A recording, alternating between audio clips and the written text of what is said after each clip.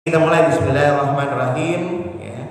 Nah, para ulama menulis kitab-kitab fikih itu pertama pasti babnya bicara tentang toharoh, artinya bersuci ya. Kalau kita fikih di mana-mana Pak, pasti yang dibahas pertama tentang bersuci ya. Karena kaitannya dengan ibadah, kita harus bersuci dahulu Pak ya. Kaitan dengan ibadah kita harus bersuci terlebih dahulu. Nah, di dalam kitab Kifayatul Ahyar at-Toharoh ya, makna dari toharoh fil lughah di dalam bahasa atau etimologi itu artinya adalah an-nadhafah, artinya bersih ya.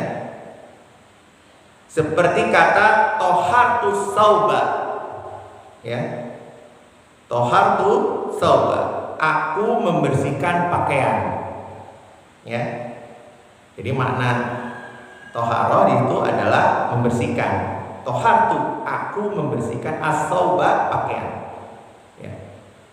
Nah, di dalam syar'i, dalam syar'inya, dalam istilahnya ya, yaitu ibaratun an raf'ul hadas.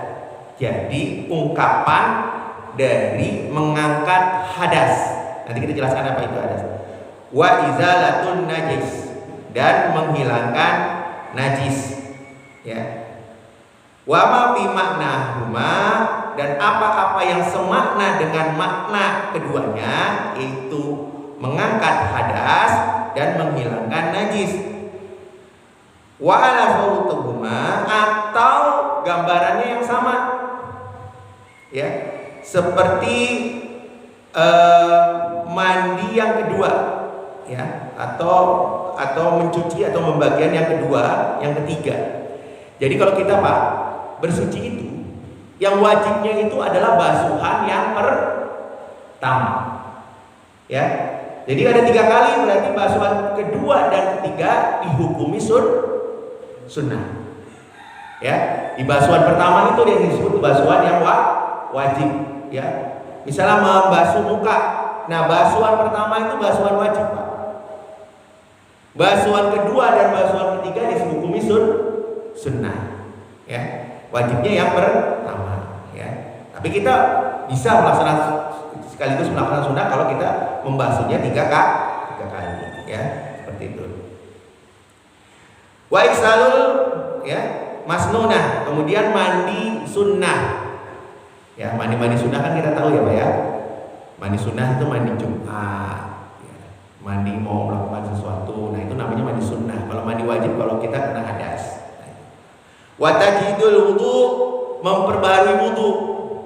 Misalnya kita nih sudah wudu ya, kita wudu lagi, itu namanya tajdidul wudu, memperbarui wudu. Kita nggak hadas, nggak keluar kentut kita nggak batal wudu kita. Tapi kalau yang namanya kita wudu lagi, namanya tajdidul wudu, memperbarui wudu. Nah itu termasuk bagian dari toharoh ya. Kemudian tayamum, wa ghairu dzalika mimma la yarfa'u hadasan wa la yazilu najasan ya.